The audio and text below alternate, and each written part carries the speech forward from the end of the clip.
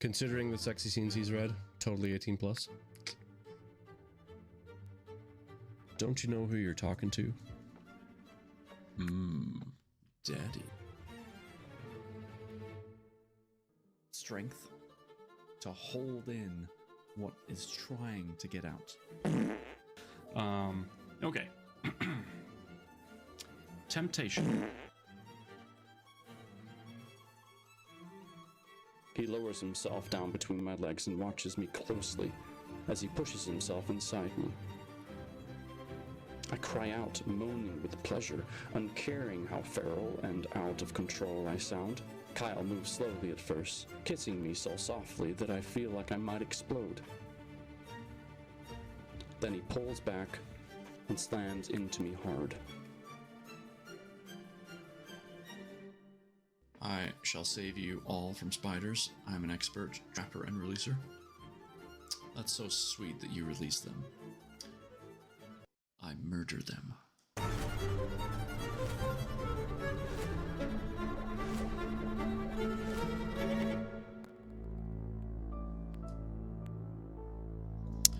Hi. Some call them ghosts. Others call them spirits. Calm down. We were not ready for that. Hello. Can you hear me?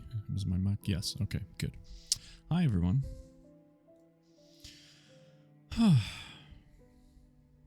Welcome back. It feels like it's been forever. It's good to see you. Stepmama's mama. My dearest friend, who I got to meet in person. Thank you for the resub. I appreciate it. Why is my push-up counter broken? Why does it just say the word push-up? They changed something in Twitch recently. They did an update. So let me try this.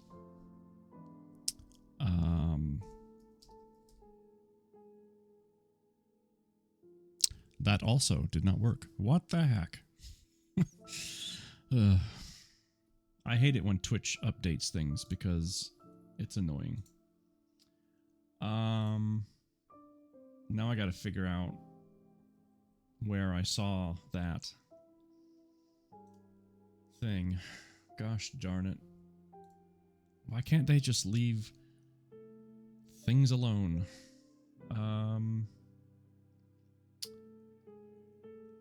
Let's see. It wasn't in there.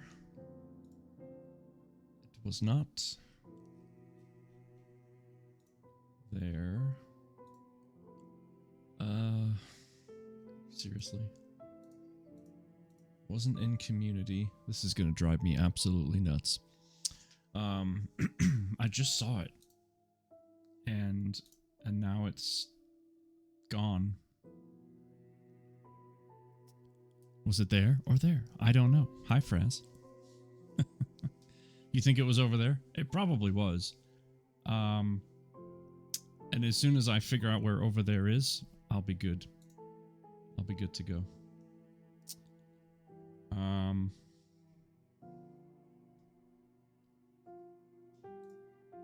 Yeah. I will. No, I don't want that. This is gonna drive me up the wall. Over there. Oh, you thought it was there? Okay. It might be here, but it's not. It is not.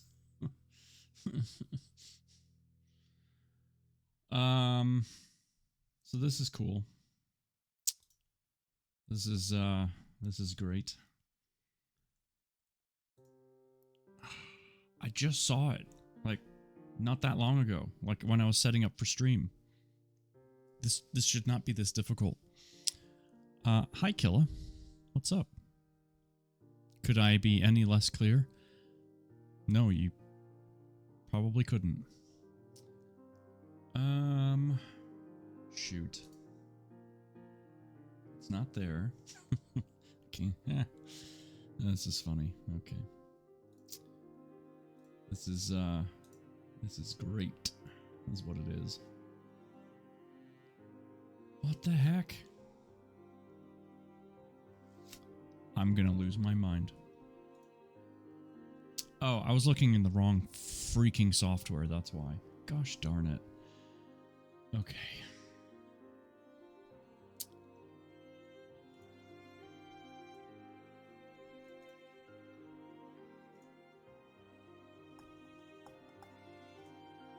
The problem is, I see the counter, but it's not working. Let's try making a new one.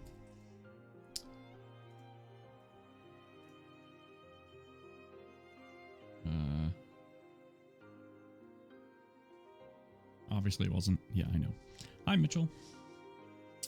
Okay, that didn't do anything either. What?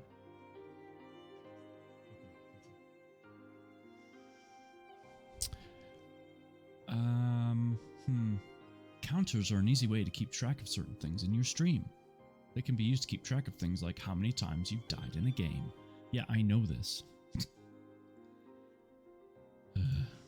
But why isn't it working, is the question. What an unprofessional stream. I know. Well, the stream is professional. It's the streamer that is not. I don't know why that broke. Which, it's really annoying me. A lot. Maybe... How I didn't notice this before is beyond me. So there's that. There is that. Well, let's remove that first because I don't need that anymore. Let's see.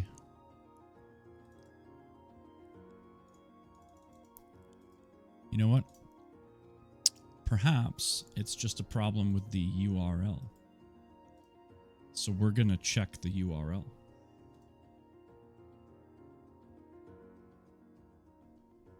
Because it's a Stream Elements overlay. Okay. I'm teaching you things. This is a teaching moment. Ghost in the machine, don't you even dare. Don't even go there. So let's go to my overlays. Here we have the push-up counter overlay. I have it right here. Or do I? I think I do. You didn't come here to be educated? Well, you're just going to have to deal with it, okay? You may not learn anything. Maybe you will.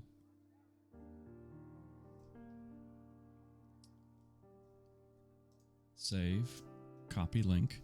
Let's just replace the link. Maybe that's all we need to do.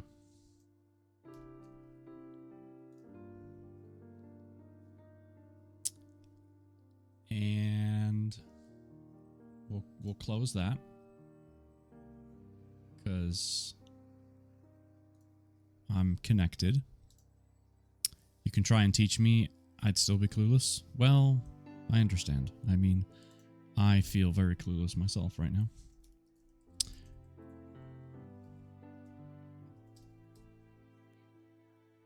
Nothing. Awesome.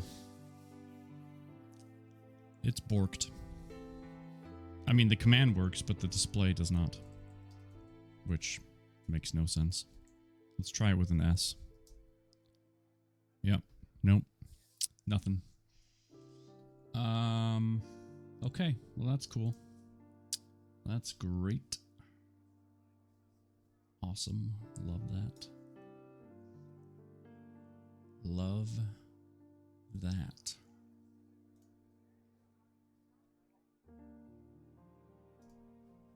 I'm just gonna delete it.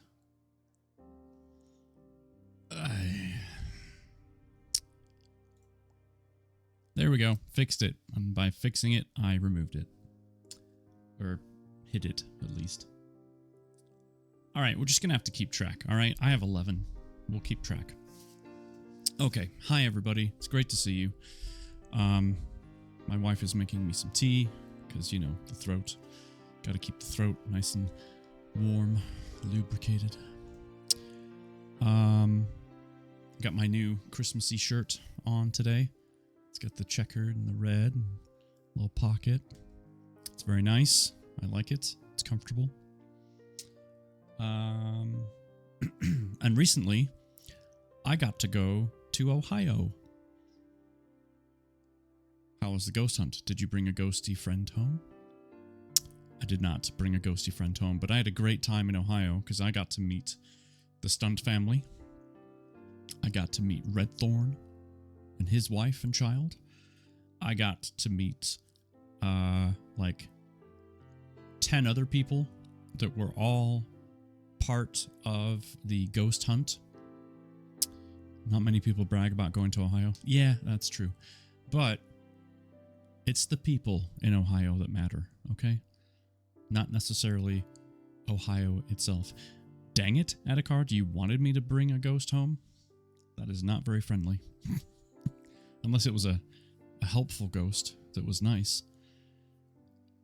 Ohioans?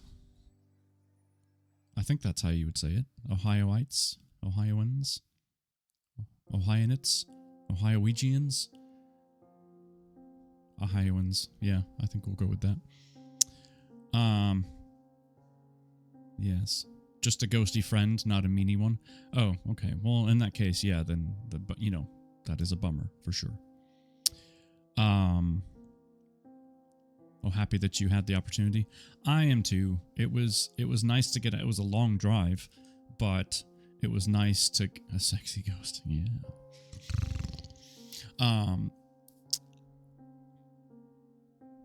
Say that again. I liked it.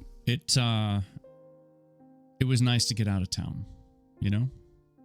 Nice to go see some friends, have some laughs, play some games, go hunt some ghosties. And speaking of ghosties, so everyone that was there is compiling their pictures, their videos, any audio that they might have. Oh my goodness.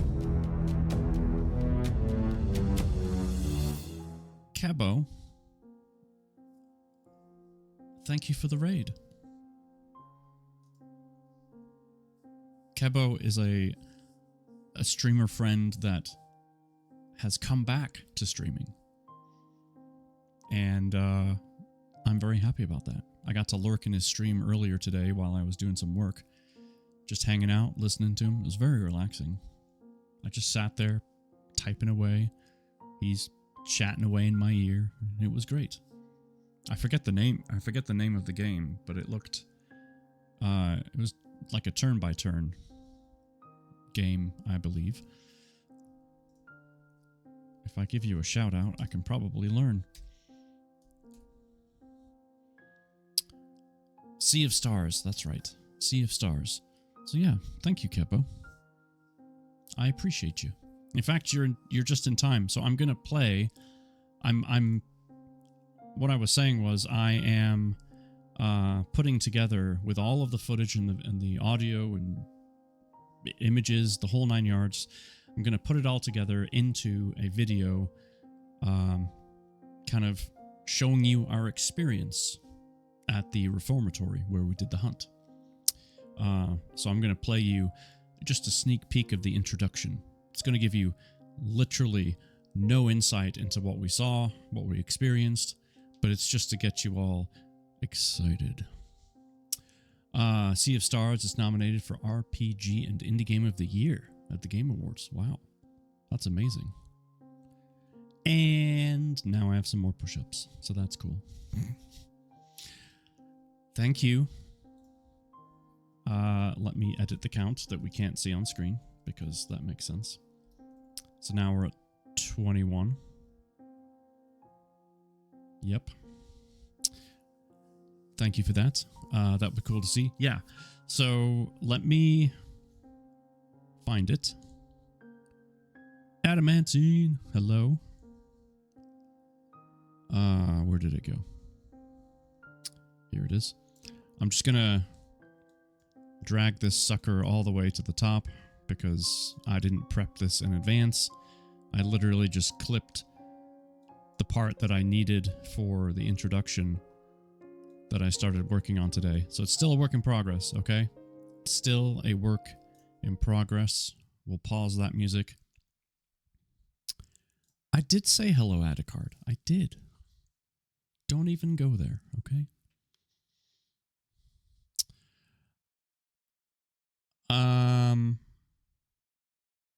I did not.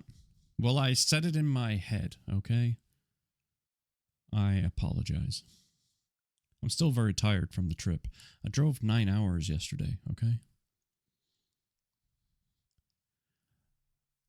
Yeah, Newbie is a bit sick right now. She's not feeling too good. Okay, are you ready for this video? In 3, 2, 1.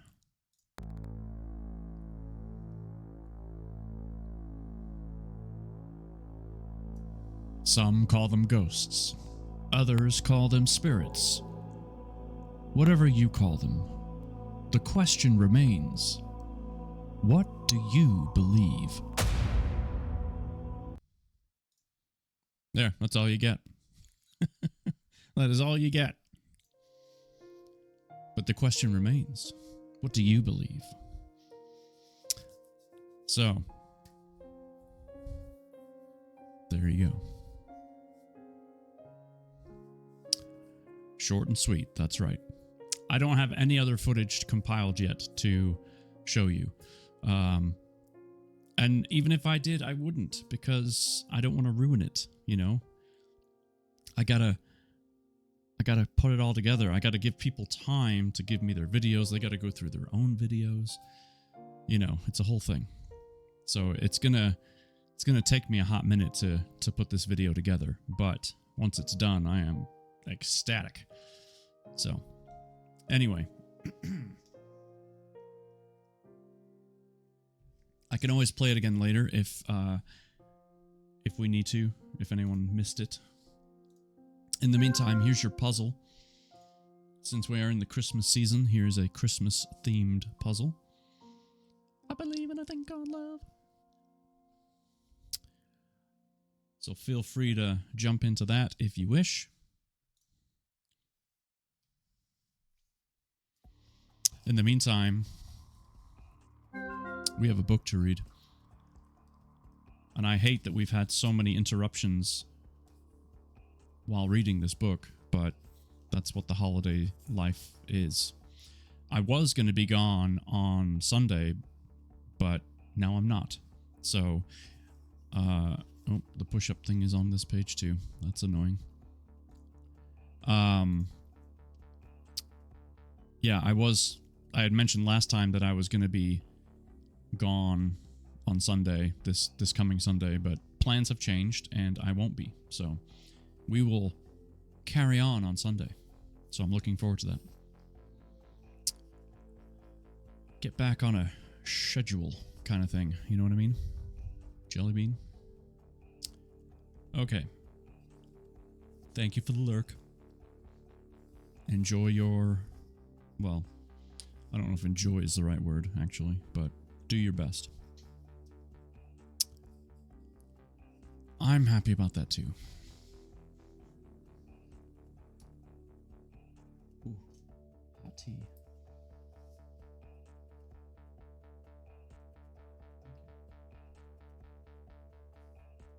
What? You didn't put any in?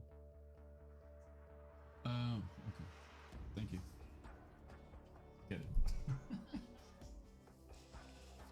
So I'm a pretty traditional tea drinker. I put milk and sugar in it. And there was a question of, well, how much sugar?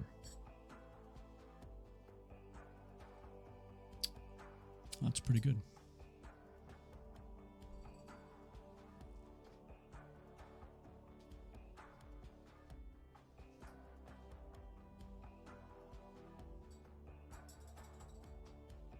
It needs warming up, though. So I'm going to put it on the warmer. It's just not hot.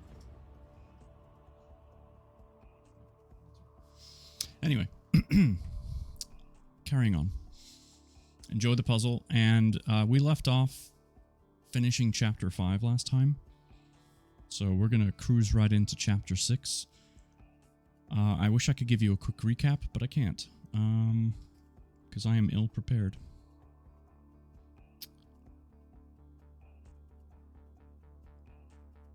I know that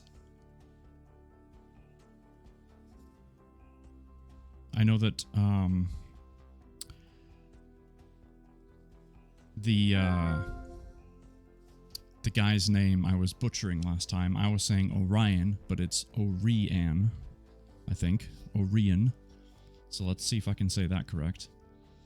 And Janelle was still recuperating from the kindness of the person that saved her life. And that's kind of where we left it off, really. Alright, chapter 6, page 71, ! Virus, if you want to know more about this book and any other books. Our author, who is in chat, Jennifer.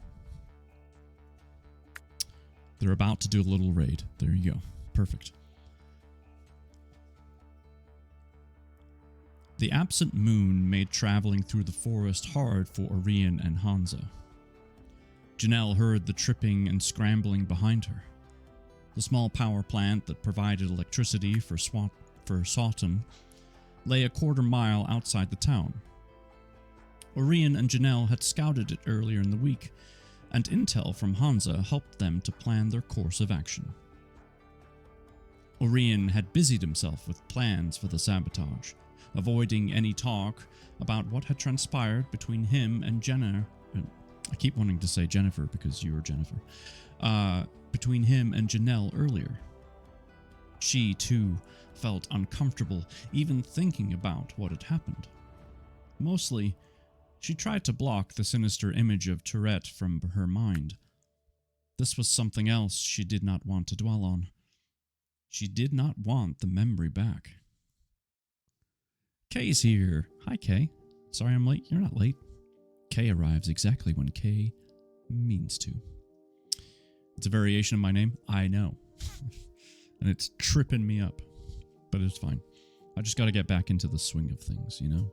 I've been out of practice.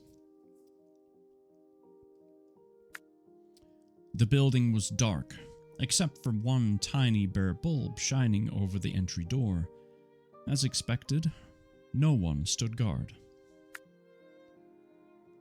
There will be a security system, Janelle had warned. Tourette puts too much faith in technology. But don't worry, I can handle the system easily. The group of 3 surveyed the area from the safety of the tree line. A security fence surrounded the power plant. The building itself was slender, yet 2 stories tall. It only had one entrance, the door with the light. Hansa took out the light with a well-aimed slingshot. They waited a few minutes for their eyes to adjust and to make sure no alarm was raised. Then, Janelle slung forward. It took only seconds for her to unlock the combination on the gate. They were in.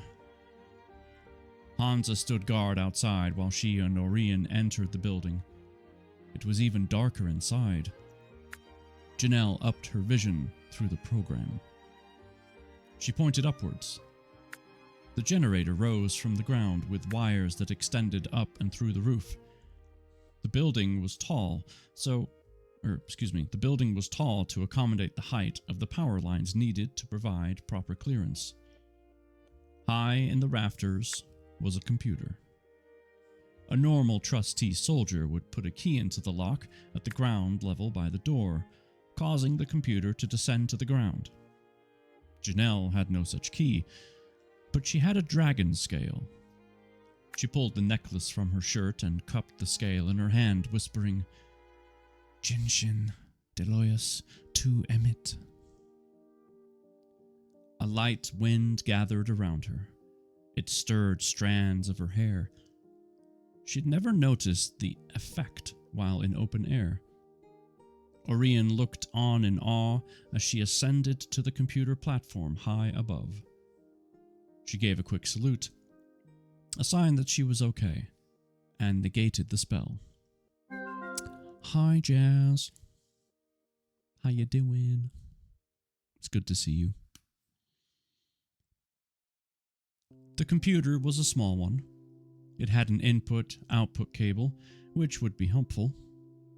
First, she turned it on and entered her username and password on the screen.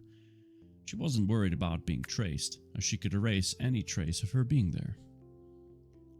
The computer screen glowed green as it booted up.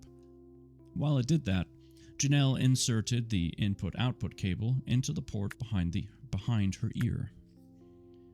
The sensation was never a pleasant one.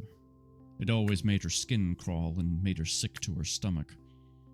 I think I would also be sick to my stomach if someone tried to put a cable in me. Glad to finally catch you doing some OT, so gonna have you in my ear. Well, you enjoy that overtime. You get that money. You get that money. The probe was 2 inches long and as slender as a... Oh. I thought that said draining needle. I was like, what is a draining needle? As slender as a darning needle. Dang right. Yeah, girl. Once it was in place, she hit the Connect with Removable Device button. That's a mouthful. Nothing happened. She hit it again. Damn it, she cursed under her breath. The cable must be broken. Former craft associate. She'd have to do this manually, which was going to be a pain in the ass. She knew they couldn't risk too much time, so she navigated quickly to the right program.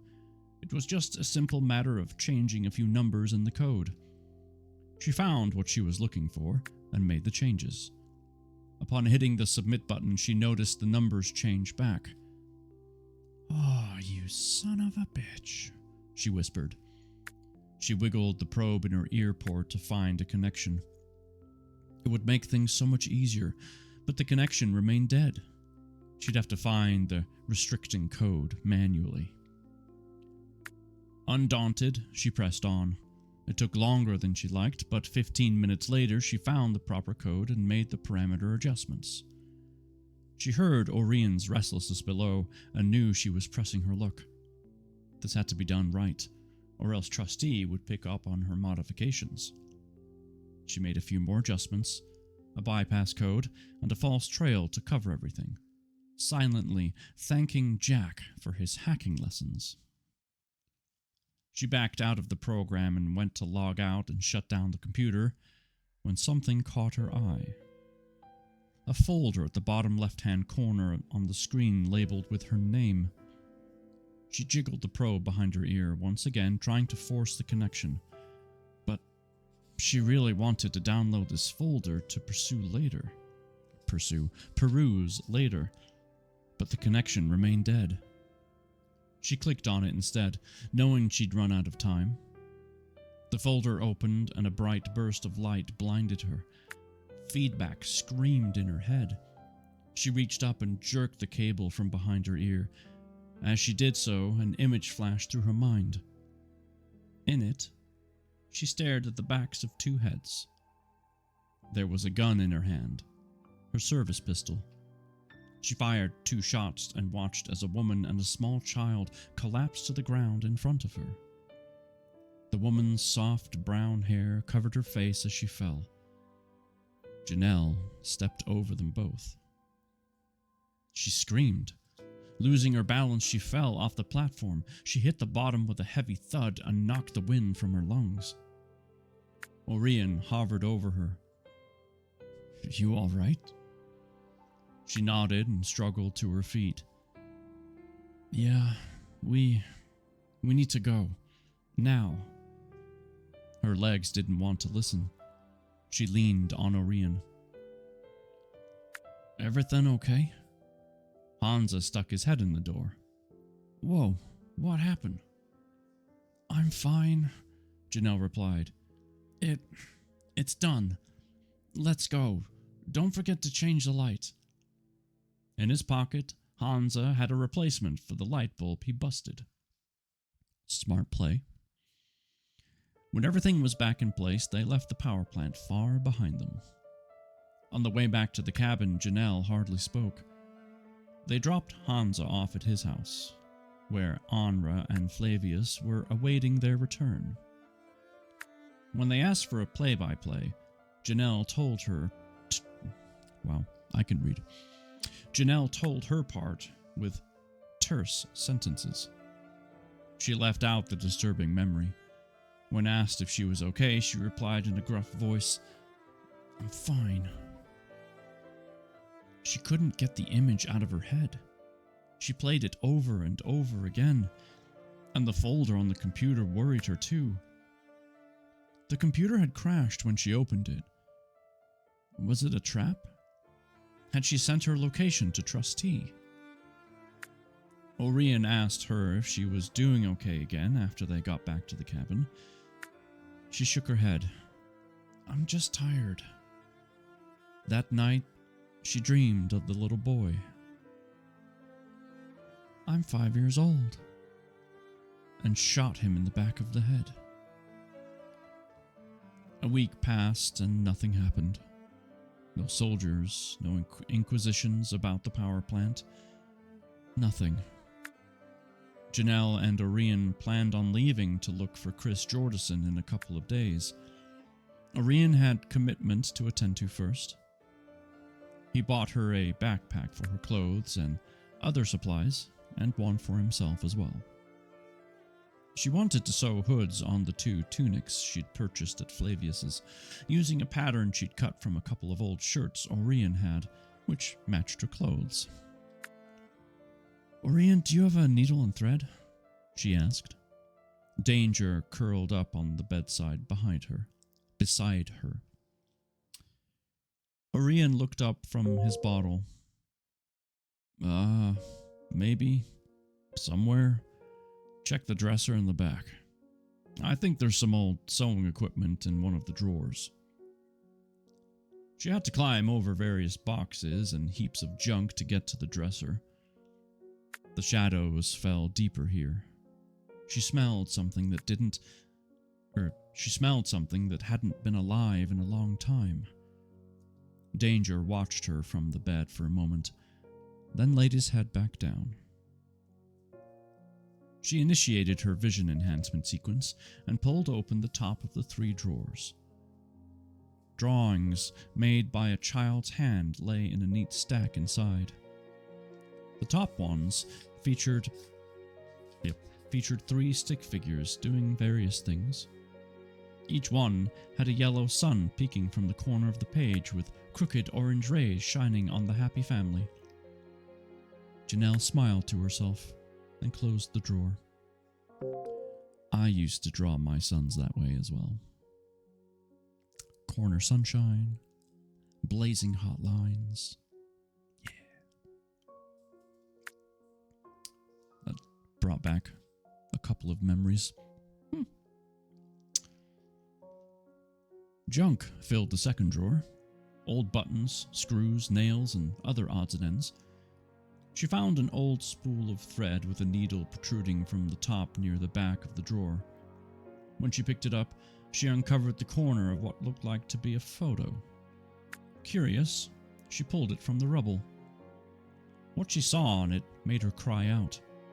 A flash of pain surged through her head.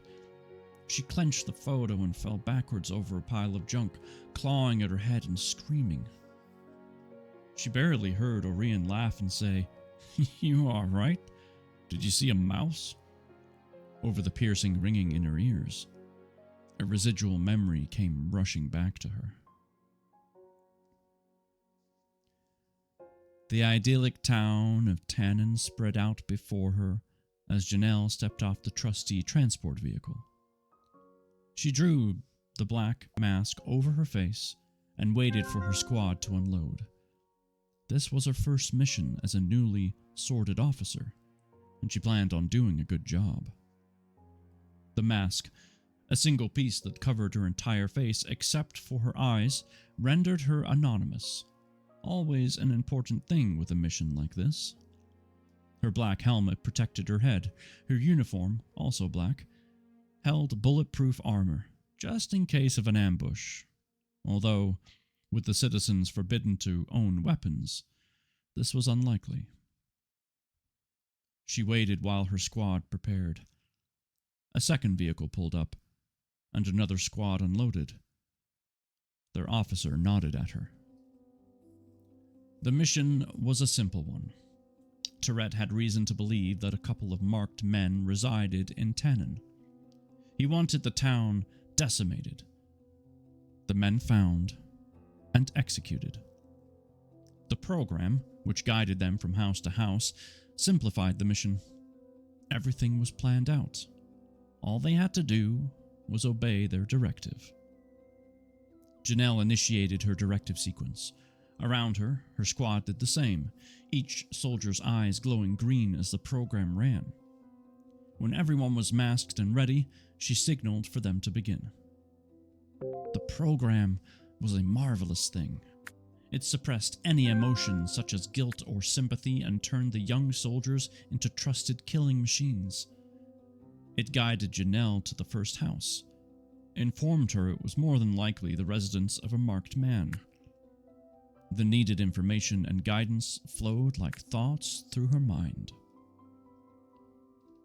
The villagers, aware of the soldiers, had fled to their homes. From the distant fields, men ran toward the town. Janelle initiated her hearing amplification sequence. From inside the home came the frightened whisper of a woman, followed by the curious question of a child. The marked man did not appear to be inside. She knocked on the door. Around her at other houses, her troops and the troops of the other officer did the same. From within, the woman whispered, "No, Johann, don't open the door." The door swung open to reveal a little boy with brown hair and big doe eyes that held a curious innocence as he gazed up at her. Beyond, the interior of the house was dark. The front door opened to a small living room with a sofa facing a radio on the opposite wall and a tall, extinguished floor lamp. The carpet was a drab, dark brown. The walls a dingy white. "Are you a soldier?" the little boy asked. She stared at him. "Yes, I am. How old are you?" "I'm 5 years old," he replied, and held up 4 fingers for a moment before extending his thumb as well. Janelle glanced around the room. The mother was not visible, but she heard her quiet, nervous breathing. "Where's your mommy?" "We're playing a game." "She's hiding." "I was too, but you knocked." The woman burst from behind the sofa. "Leave him be," she shouted. "Please, leave us alone." Janelle's program initialized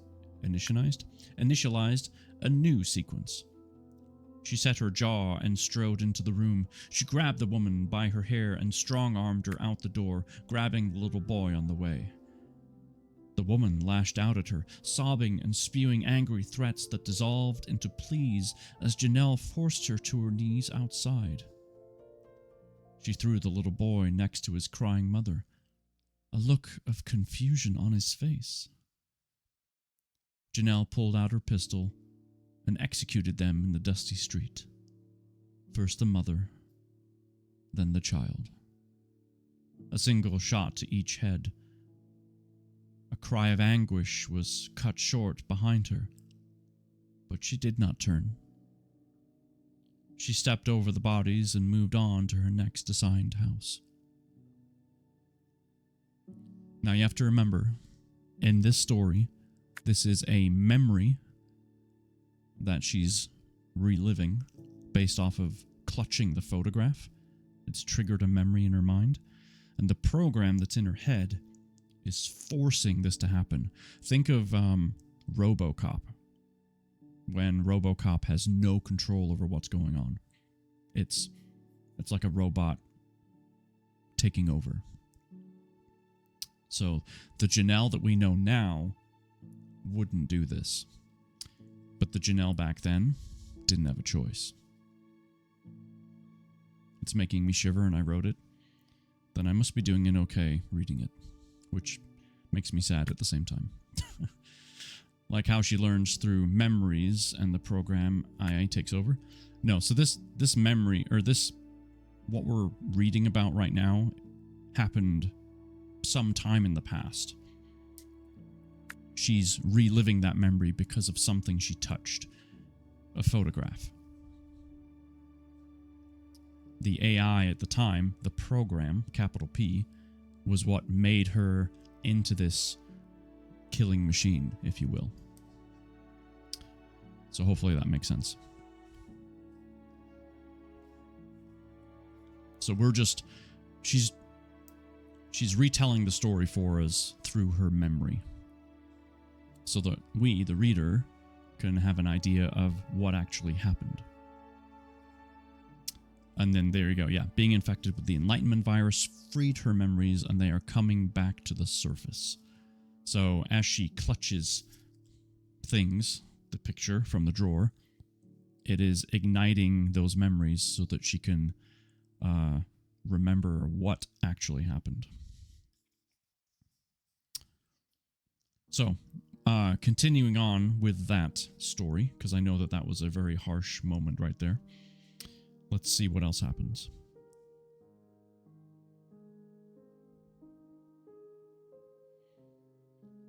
Ah, gotcha. And through the program, she couldn't remember her actions, decisions because of the program, so the virus freed her. Exactly. You are on the money. And actually, that right there is the end of the memory, as we're about to find out. Strong hands grabbed her and lifted her. She hid her face, not wanting to look at Orion. He forced her arms down. What's gotten into you? He spied the photograph crumpled in her trembling hand. What are you doing with this? Well, and even this, Jennifer, is a memory within itself, right? Because Orion is assumingly dead at this point, based on what we know, right? So, it's almost like Inception. It's a memory of a memory. Or a memory within a memory, or something like that.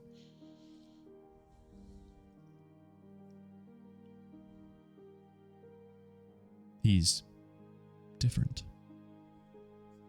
Well, let's keep reading. What are you doing with this? He forced it from her fist, his face red with anger. For a moment, he stared at her. Then, realization dawned on his face. Awesome, I'm excited. I do want to go back in the VODs and learn more about this book, because this shiznit is fucking good. Yeah, you should just get a copy.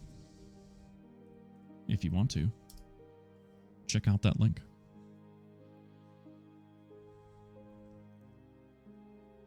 No, you didn't. You couldn't have. You couldn't have been the one. I'm sorry. I'm so sorry. He let go of her and she slumped to the floor. Without a word, he stormed out of the house. Danger came over to her and licked her face, whimpering. She shoved the little dog out of the way and forced herself to stand. She staggered out of the house.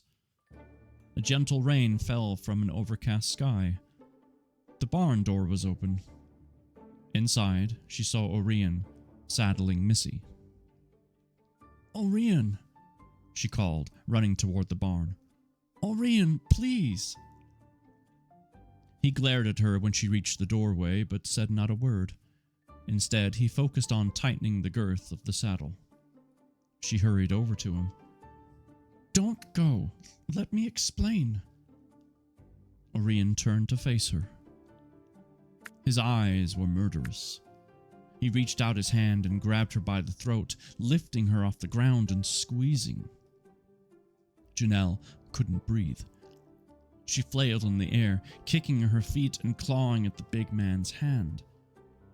Just when she thought she was going to pass out, he flung her across the barn. She hit the wall, and crumpled in a heap on the floor. Vaguely, she saw him mount up and ride off. So I'm gonna take a wild stab here, as I'm sure most of you are, that the picture that she found was that woman and the child, and that they were related to him. Just a guess. I could be very wrong, but... Her vision wavered as the program worked to mend her crushed windpipe. She could barely suck in a breath.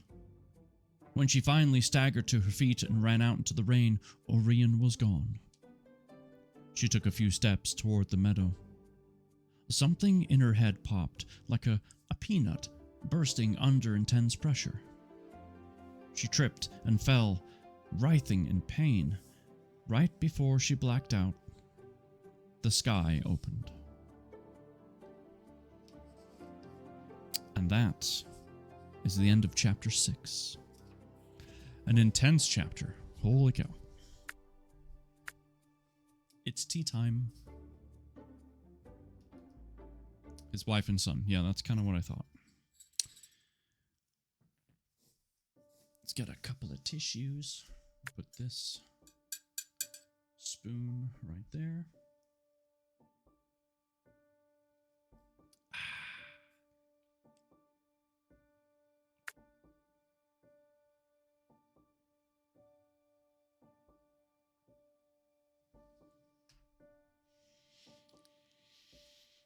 Quite intense indeed.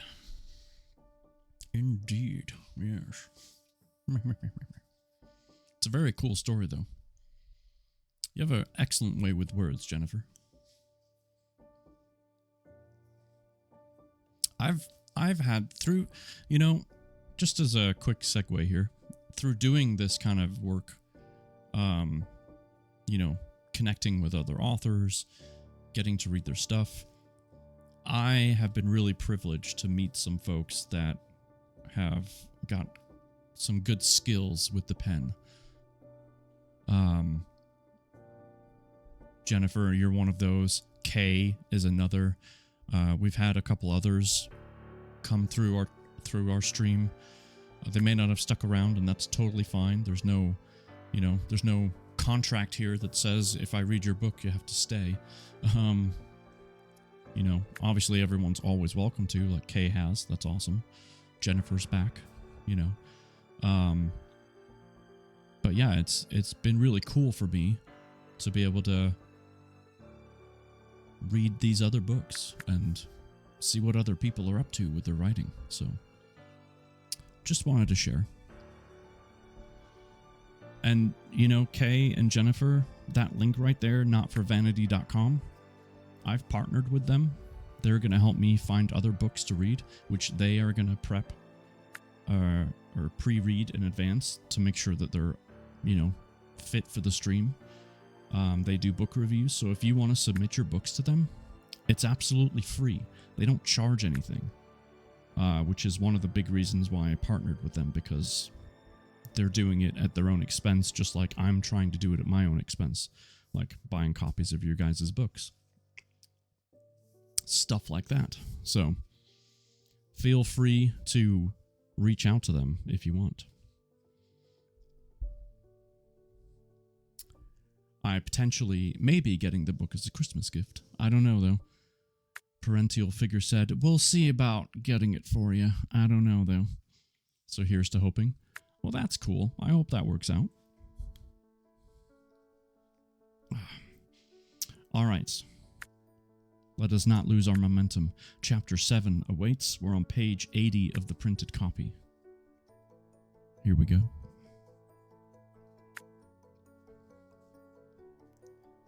Patterns of light and dark fluttered across Janelle's vision.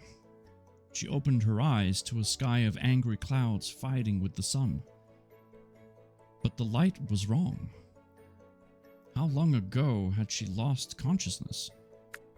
The sun's rays shined from the east, yet wasn't it supposed to be the afternoon? Or had she really been out all day and through the night? Oh, that's a long time. She struggled to sit. Her head throbbed. It hurt to swallow. A wave of vertigo spiraled through her when she tried to sit up. With the world spinning, she twisted to the side and puked bile into the muddy grass. Her empty stomach clenched. She crawled forward on her hands and knees. Her thoughts spun like the vertigo. Groaning, she closed her eyes and pitched forward into the mud. Piece by piece, her thoughts came back to her. She remembered Orion choking her, and she touched her throat. The program had healed her crushed windpipe, but her throat was still dry and swollen when she swallowed. I guess the program doesn't have ibuprofen. That's a bummer. She wondered if Orion had come back. She heard Danger's faint barking inside the house, so he probably hadn't. But she checked the house and the barn to make certain, as soon as she could stand. If Orion wasn't here, she'd have to go after him. She was her only hope of finding Chris Jordison. She suspected he had a day's head start. She hoped to find him in Sawton, drowning his sorrows at the tavern. If that was the case, she'd meet up with him and make him understand it wasn't her fault. That Tourette was to blame for the murder of his family. I'm 5 years old. He just had to listen.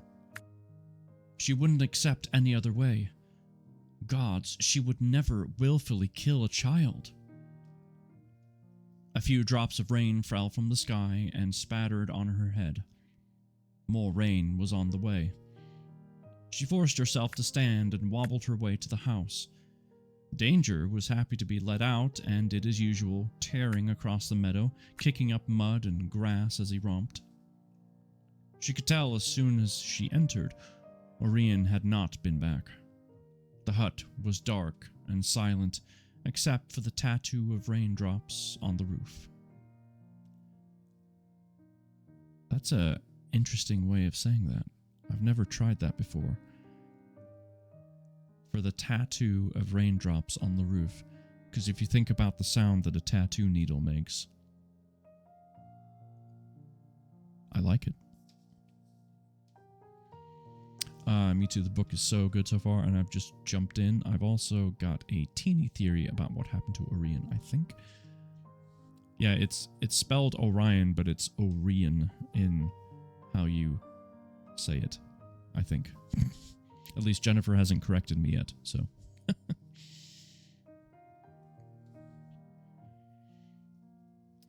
She threw a few things? Jeepers. She threw a few things into her backpack and raided the cabinets for food.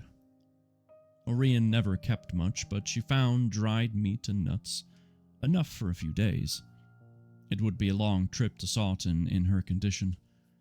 In her pocket, she still had the gold piece Orion had given her earlier. She left the house and trudged to the barn. Even though she knew he wouldn't be out there, she still expected him to be. The barn door was still open. It was still empty inside. No Orion, no Missy. Janelle stood a moment in the doorway.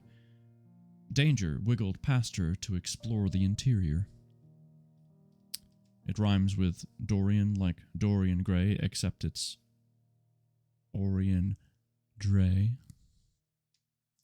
Wait, so am I still saying it wrong? I thought it was Orion. Is it Orion? Or... Now I'm confused.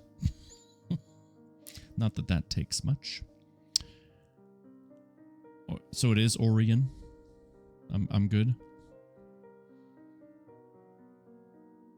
I don't know. Sometimes the delay between me and chat then chat coming back to me messes me up. Reminds me of Oreo, but Orion. Orion. I think I'm close enough. Moving on. We're getting off track here.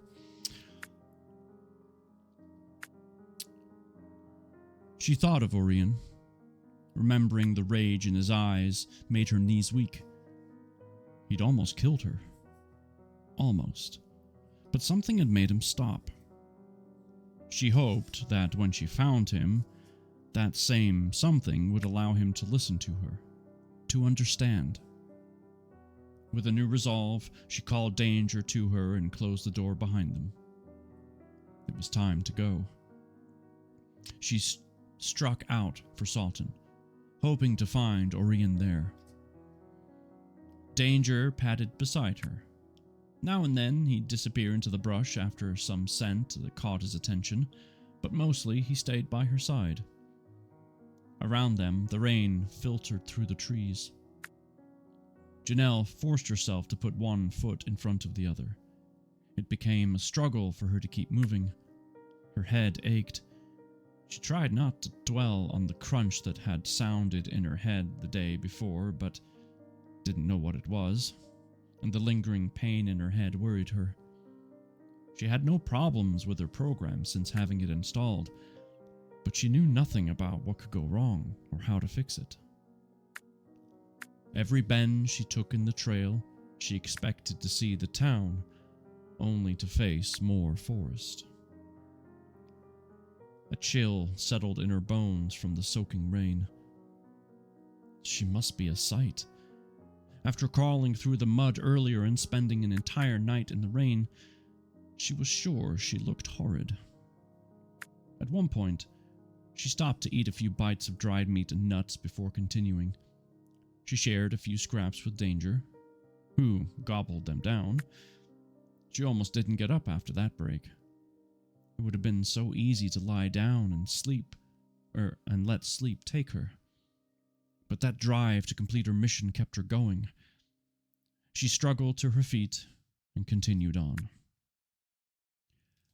So fill me in, because I spaced out in the puzzle in the memory within a memory. She, Janelle, killed Orion's wife and kid, and that's why he nearly killed her. That is correct. Earlier in her life, when she was one with the program, and the program was one with her, she was acting out of robot-like, commands, and ended up killing his wife and son, looking for him. So,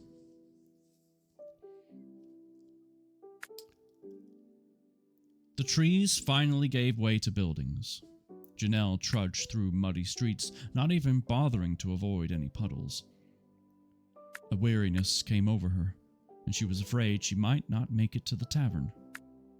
Her vision wavered with every throb of her head. With a bark, Danger darted down a side street after a cat. Janelle was too tired to even call after him. She had to stay on course, had to keep putting one foot in front of the other, or she ran the danger of collapsing right there in the mud. The commercial district came into view. Mud was churned from the passage of countless hooves and feet on the road.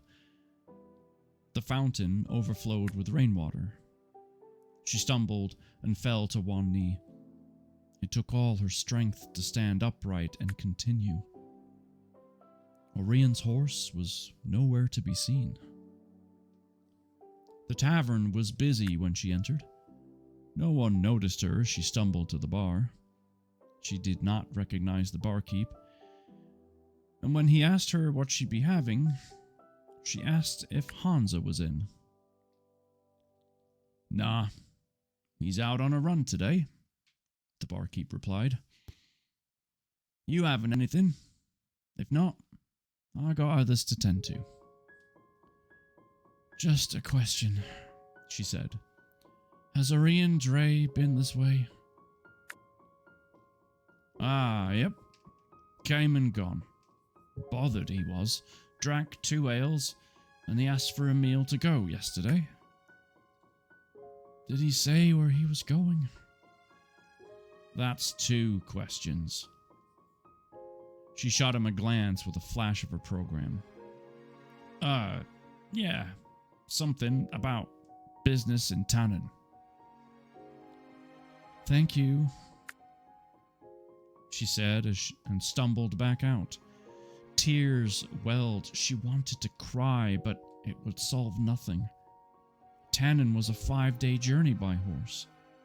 Walking could take her 10, even 15 days.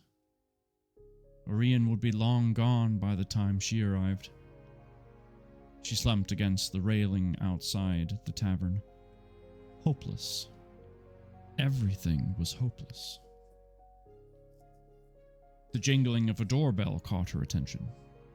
She looked toward the sound to see Flavius walking a male customer out the door of his business, hand in hand.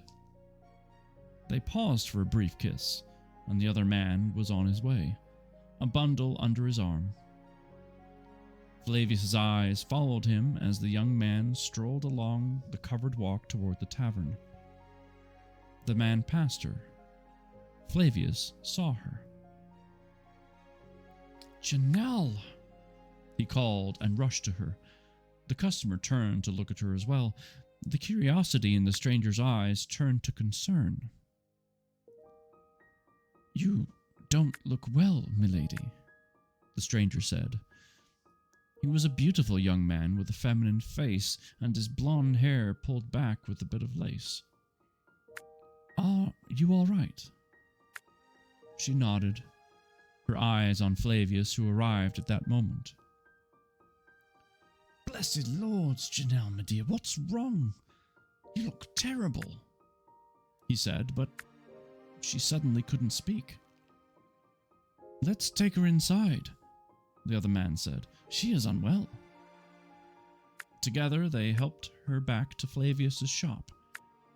Flavius draped a cape around her. She shivered and clutched the cape to her bosom.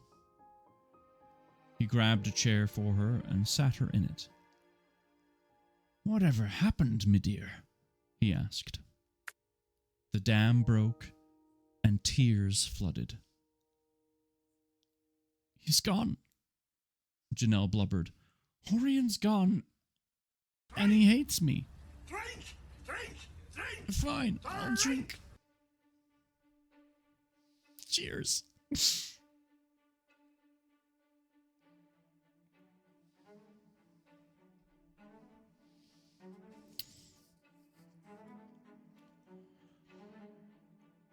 Orion's gone? Yes. Oh, Flavius. I was such a fool. I did it. I killed his family. She broke down. It hurt so much. Her whole body ached. She buried her face in her hands. Flavius stared at her with wide eyes. Oh dear. Janelle wanted to look up at him, but she was too ashamed. He probably hated her too. "I need to go," she said, and tried to stand but fell back into the chair. "I need to get out of here and find him. I need to make him understand it wasn't my fault." She fought with the two men as they tried to make her sit. "Yaza, dear, go and fetch a draft from Enra." Janelle shook her head. No, I don't need anything. Flavius, I have to find him." She struggled against him, but he planned to turn the chair yet again with a firm hand. "Go, Yeza," he said. The young man nodded and left the store. When he was gone, Flavius turned back to Janelle. "You need to relax, my dear. You're sick. You need help." She shook her head. No, I'm not. Soldiers don't get sick. I must find Orion. Please, do you have a horse I can borrow?" At that moment, a scratching came at the door. Danger barked twice to be let in. "I'll give you Danger," she continued. "I know how much he likes you. He's a good mouser. Please, Flavius." His resolve broke. She knew how taken he'd been with the little dog on one of his visits, but to Orion's while, to his visits out to Orion's while they made their plans. Okay. I'll take him for you while you're gone. But he still be yours, okay? Yeza has a horse you can borrow. I'll have him fetch it when he gets back. Come with me to the back room. I have a wood stove where you can dry yourself. He opened the door to let Danger in, then led her to the back. Where I work on my books, he said, showing her into the small, warm office. Record-keeping books lay in a neat stack on the shelves. Fashion magazines from the trade cities covered his desk, also stacked. He pulled a chair over to the stove for her and sat beside her in another one. Danger jumped into his lap. 15 pounds of soaking wet dog. Flavius did not mind. Janelle asked, Is Yeza your boyfriend? Yes. Is he why you moved here from Voluvia? Yeza? No. It was another. Just then, the bell jingled. Flavius scooted Danger off his lap and left the room. He returned a few minutes later with a small brown glass bottle. I sent Yeza for a horse. Here, take a swallow of this. It'll help you feel better, my dear. I promise. Just a swallow. Not too much. Janelle took the bottle from him and opened it, wrinkling her nose at the acrid smell. She took a small sip. Warmth spread through her body. I'd suggest taking it 2 or 3 times a day until it's gone, he said. And you'll be better by the time you reach Tannen. Thank you, she said. She slipped the bottle in her backpack. So, why did you leave Volovia? A sad smile crossed his lips. Have you ever been?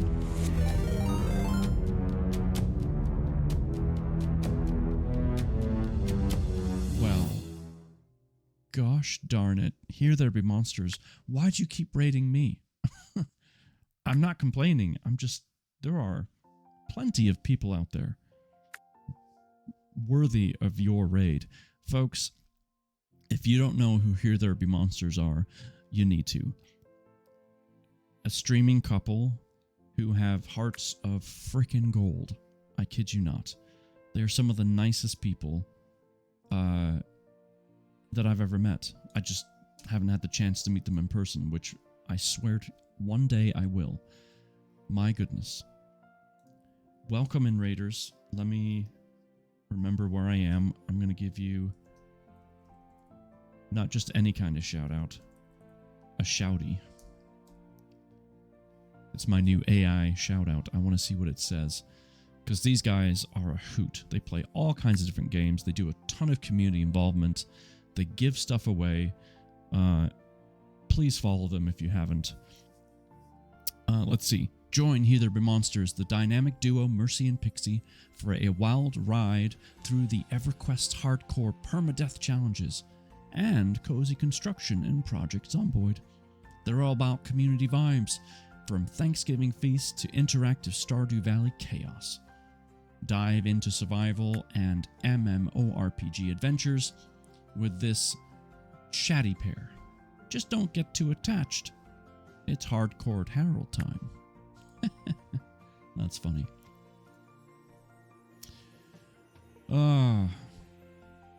Hi everybody, welcome in. If you don't know who I am, I'm Atkinson1020. I'm a reading streamer, voice actor, and occasionally I play a game. We do puzzles, we chill out, we relax, and we read books. So welcome in. He wants to meet them in person to steal her hut of gold. Lump of gold. You know it. Now I have to change my tactics, so thanks for that. Plan ruined. Yeah, Jazz, go follow them. Please do. You love the trees? Thank you. It's my cozy background for right now.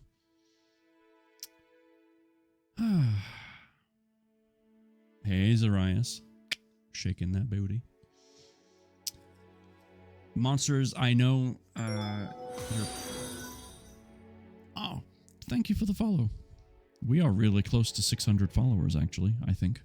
So, thank you for that. If you need to raid and run, I totally get it. It's got to be dinner time for you. Over there on Pacific time, so please go eat. I will read to anyone that wants to hang around. We are partway through a chapter right now. The author is in chat with us tonight too, so we are lucky to have her presence with us.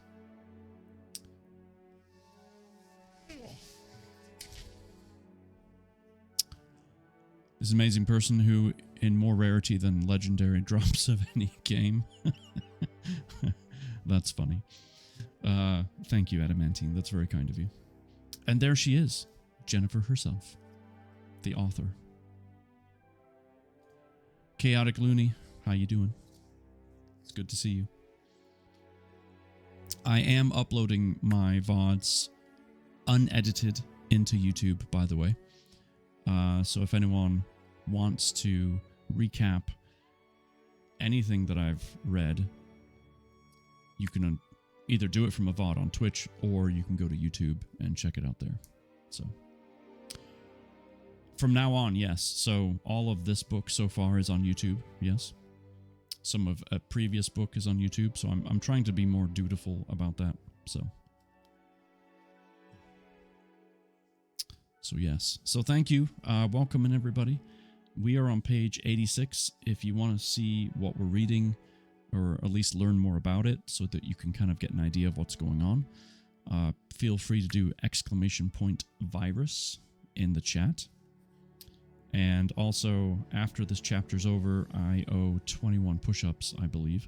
So I will be doing those in between our chapters here. So without further ado, we're on page 86, about halfway down. I will continue.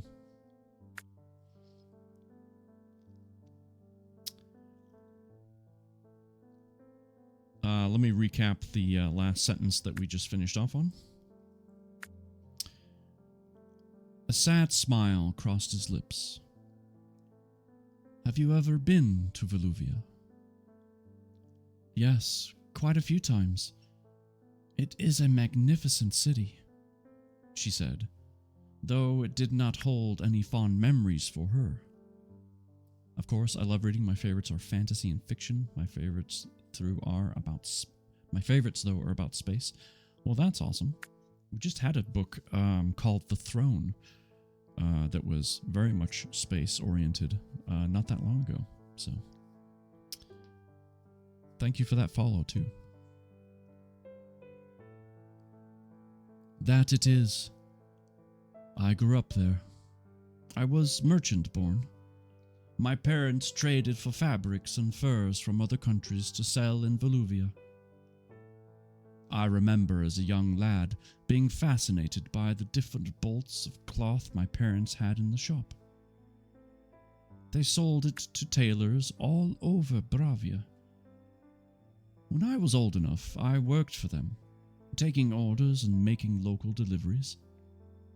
One day, just shy of my 18th birthday, I had to run some sage green silk. Oh, it was a beautiful piece of material. I had to run it across to the western side of the city. It was a delivery for a young nobleman. I'll never forget that day.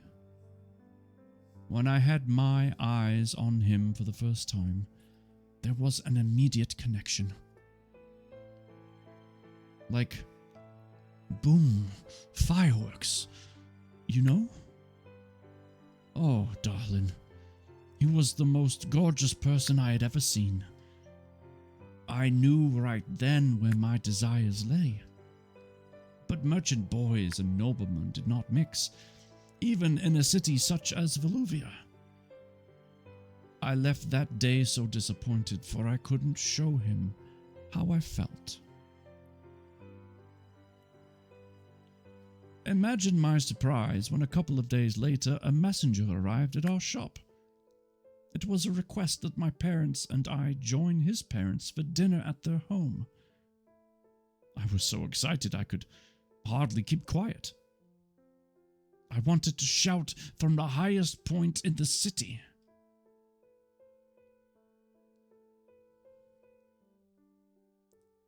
The Vale Bells, Janelle interjected with a frown. They held no warm memories for her. Yes, that's right, darling. You are so smart. He patted her knee. I visited them once, she said, swallowing bile. Tourette had taken her there. The Vale Bells towered 20 stories high, twice as high as any other building, except for the mayor's palace, which stood on an impressive 15 stories. Still short of the bells, though. History taught that the tower was built tall so the city could watch. Wow, I can read. So the city watch could keep an eye out for anything suspicious far out to sea and send warnings at the moment's notice to alert the city by ringing 3 huge bells at the very top. History also taught that the bells had only rung 3 times in the past 100 years in mourning. None since Tourette had taken power. Thinking back to that day when Janelle and Tourette had visited them, she wished she could have rung them. Flavius continued. Anyway, so we went for dinner that next evening. Nicholas, that was his name, and I hit it off right away, as you could guess. After dinner, while my parents chatted with his, we walked in the garden together. I won't bore you with the details, but it was where I first kissed a boy. He Yup, drifted off. that tasted purple. Hi, Purple. Good to see you. He drifted off for a moment, remembering. Janelle cleared her throat. Needless to say, we became a hot item. Social boundaries be damned. And then, a few years later, Tourette came into power. One of his first operations was the cleansing of the trade cities, as he called it. He shut whorehouses down and sexual perversions were punishable by death. Many couples like us went into hiding. But Nikolaus was a nobleman, a proud man. He refused to hide, refused to surrender. He started a revolt against Trustee. I proudly stood by his side. We clashed with Trustee again and again. But they were too strong. We weren't getting anywhere. Good God, why? Drink! Drink! Drink! Drink! That was not nice.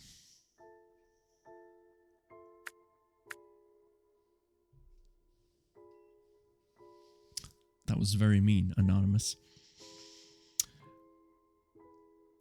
We weren't getting anywhere. When Tourette threatened to set fire to the city, someone ratted us out. They came in the night. The soldiers with their dogs. They came, and they put him to the sword. Oh, gods! How did you escape? I wasn't there.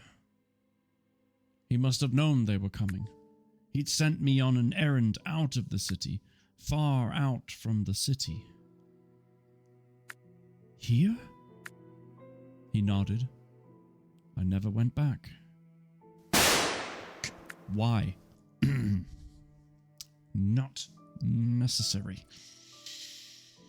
Okay.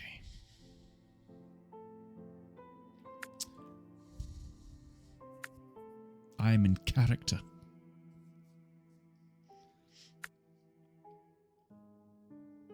I heard the reports on the radio. They even mentioned him by name.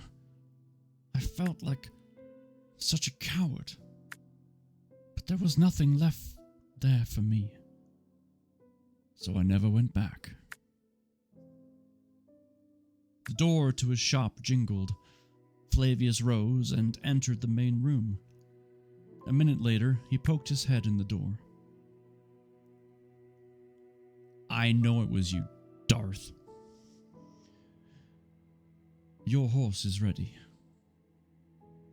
Janelle rose on unsteady feet. Her headache had subsided to a dull throb, but she still felt like shit. She started to shrug the cape from her shoulders to hand it back to Flavius, but he stopped her. Keep it, he said. Monsoon season is starting. You'll need it. She thanked him and followed them outside. As soon as they left the building, danger began yipping at the door. Janelle turned and knelt, putting a hand on the glass. Take care of Flavius, she told the little dog. Be good. I'll be back to get you soon. She'd come to love the little mongrel, but this was not a trip for him. My chat is being really weird. It keeps pausing. Why don't fish play basketball? Because they're scared of the net. Badumts. Why does Han Solo look like gum? It's a little chewy.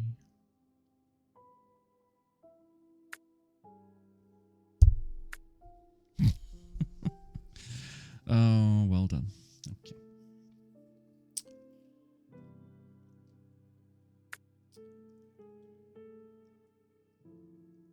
A chestnut gelding? Yes. A chestnut gelding awaited her. Janelle patted his neck. While she had never ridden in a wagon in Trustee, she had ridden a horse many times. She shook hands with Yeza, thanking him for the horse. His name is Blaze, the young man said, stroking the gelding's nose. I promised to take good care of him, and I'll return him as soon as I can, Janelle said. Flavius gave her a lingering, heartfelt hug, which she returned. Take care of yourself, he said. Tears glossed his eyes. And good luck. We're counting on you, Medea. Janelle nodded. Will do. I'll find Orion. Then we'll complete my mission. I want to bring freedom to Bravia. I just know that's what I'm supposed to do. They hugged again, and she swung into the saddle. Take the northern road out. In 2 days' time, you'll end up in Wild Oaks. You'll want to continue north from there. Tannen is 3 days' journey after that. Oh, and one more thing. Flavius motioned to her, and she leaned toward him. He pulled the cape's hood over her head. The roads are crawling with trusty soldiers. Stay safe, Medea. He pressed a few coins into her hand. Thank you. I will, Janelle promised. She nudged the sides of the horse and pocketed the money. Come on, Blaze. Let's go. As the horse started away, she turned. I'll bring him back to you, I promise. Thanks for everything. With a last wave, she was on her way. And that is Chapter 7.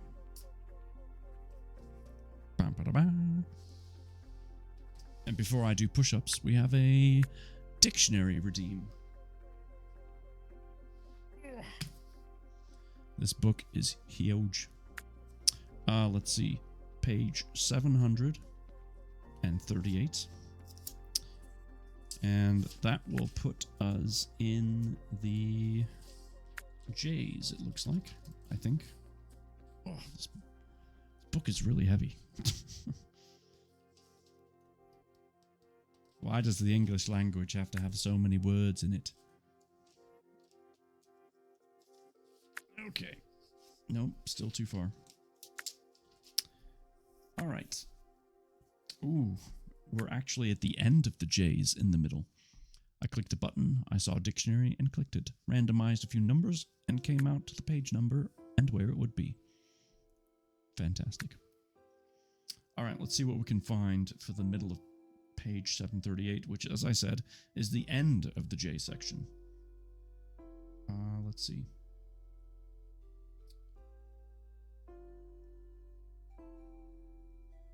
The first word is justifiable. Kind of fitting for our story. Having sufficient grounds for justification. Possible to justify. Justification. Let's see. Let's find one more. Let's see.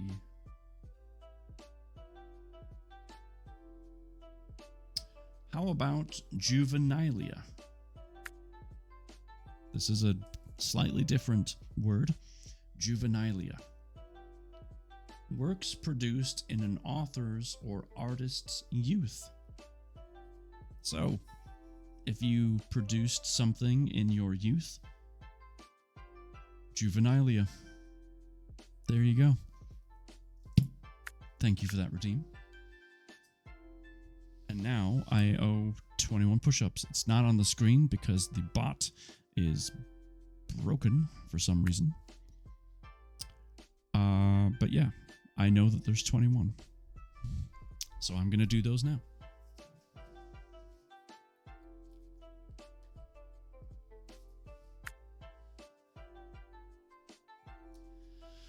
As soon as I figure out where the camera went.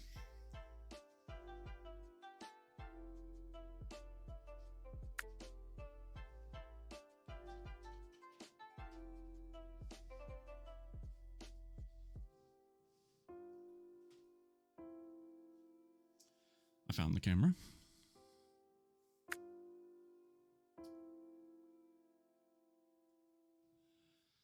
You know, you leave for a few days and everything goes to hell.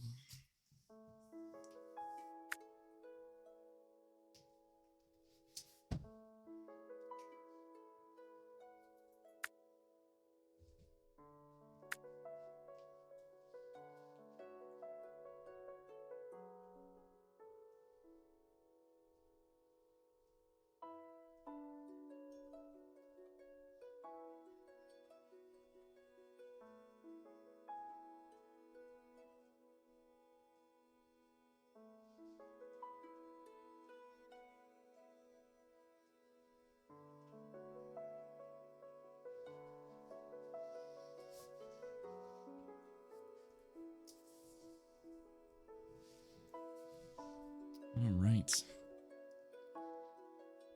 Thank you for that, Redeem.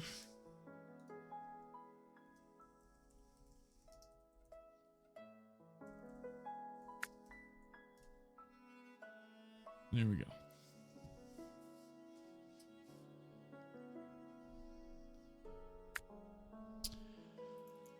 Okay. Book. Check.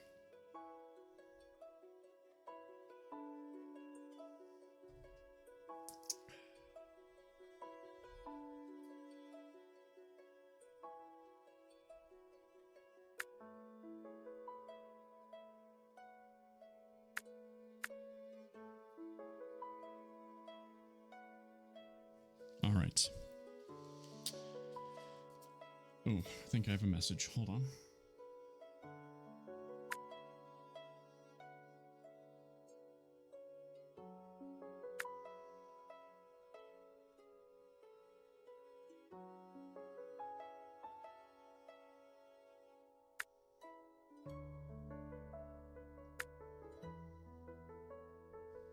All right. And we're back.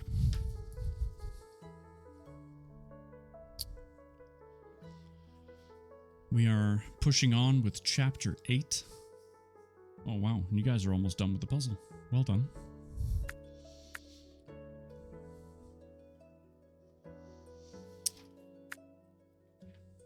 Are we all ready? Is everyone comfortable? Cool, calm, and collected? Or something of the like? We crushing this puzzle? Heck yeah. It's a good one.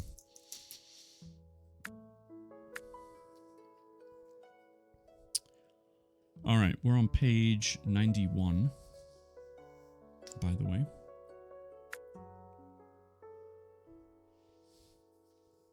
Here we go.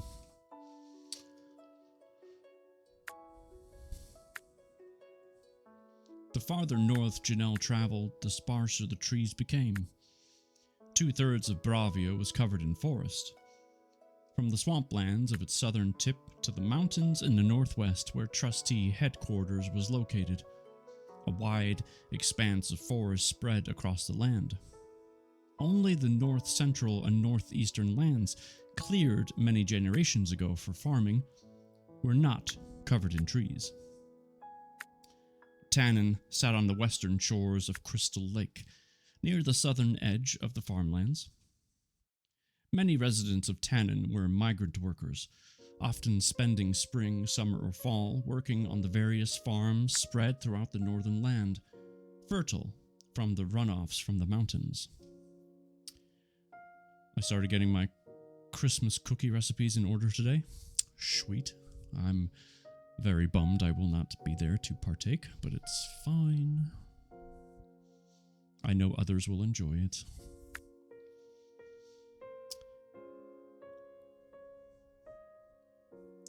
Well into her second day of traveling, Janelle expected to come up on Wild Oak soon. From there, she'd have to cross the Bravia River to continue her journey to Tannen. She was well acquainted with the Bravia River. It flowed past the orphanage where she'd grown up. She and Jack had often gone fishing in icy waters. The water ran deep and cold from an origin high in the Corian Mountains. It flowed south from the mountains past the orphanage, then farther still to Wild Oaks, and close to Sawton as well. From there, it meandered in a southeastern direction, finally dumping into the ocean on the southeastern coast. Janelle had never followed it to its end, nor often had she seen the land to the east of the river. Most of the forest on the eastern side of the country was so dense that no man had penetrated its depths in centuries. It was a place that Tourette had talked about cleaning out and yet had taken no action to do so. Most of the citizens refused to even cross the river below Wild Oaks, much less enter the forest there. They claimed it was where the gods and magical creatures had gone to die after man settled the country. They called it the Hallowed Hedges, because of the dense undergrowth beneath the ancient trees. Janelle reached Wild Oaks just as the sun lowered itself behind the trees. With only 2 hours of sunlight left at the most, she bedded down at the inn. The trip had been rather quiet. No sign of trustee soldiers and very little road traffic. The weather might account for most of that, though. It had been raining off and on since Janelle left Sawton. The evening was the first she'd glimpsed the sun in several hours. But as the sky came into view around the town, Janelle saw dark clouds gathering to the north. Wild Oaks was larger than Sawton. Its residential area held an additional 50 homes. The commercial district included an inn with a separate stabling area, a tailor, a general store, a pharmacy, a butcher shop, a bathhouse, and a barber shop. A small furniture store stood near the end of the square, while Oak's primary income, though, came from the forest. The trees cut in the surrounding woods often ended up at Sawton to be cut into various lengths and widths of lumber. Janelle tied Blaze to a post outside the inn. Her headache was coming back, so she took a small sip of the draft Flavius had given her before entering the establishment. She entered the darkened tavern of the inn. Candles fought in vain against the darkness. The overhead lighting was dim, as if they were under the same type of energy curfew that Sawton had been subjected to earlier. And look at that. Puzzle. Nailed it. Huzzah, well done. Variety of Christmas treats. Yes, indeed. We'll leave that there so you can just, get your sweet tooth sharpened.